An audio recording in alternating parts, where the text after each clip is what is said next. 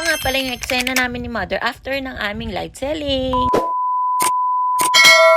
Itong ganito yung eksena namin na Mother after ko mag-live selling. Nangyayari to kapag gabi na at wala na kaming gagawin pa. Ang ginagawa niya dito is nagpa-pricing na para kinabukasan may mga ila-live na ako.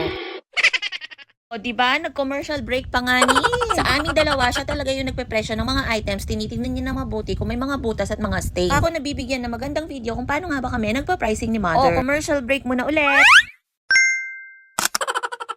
Sabi ko nga sa inyo, sa mundo ng ukay, tiyaga-tiyaga lang dahil ukay is risky, kailangan talaga pagtuunan mo ng pansin. Hati talaga yung mga ginagawa namin ni Mother, kaya sobrang swak na swak kami. Tutupi ko na nga dyan yung mga na-live selling ko na, plus yung mga hindi nakuha. Ginagawa ko, yung mga dapat ibabang price ay binababa ko na para dun sa mga bagong dating. Pag paulit-ulit na at nakita na ng mga miners mo yung item mo, pwede mo na silang i-repricing, lalo na kung nakabawi ka naman na. And sa bawat butong binubuksan namin, may mga goods at may mga hindi good. Bang ibig ko sabihin, yung iba may mga butas, may mga stain. Kaya pag hindi na nakuha sa laundry, kailangan i-declare mo sa live para maibenta mo pa rin siya. Sa inyo, hindi pare-pareho ang mga miners. May mga miners na okay lang, miners na hindi rin okay ang mga may stain. Kung live seller ka, kailangan maging honest ka para balikan ka ng mga customers mo at hindi ka nila i-chismis ng hindi maganda.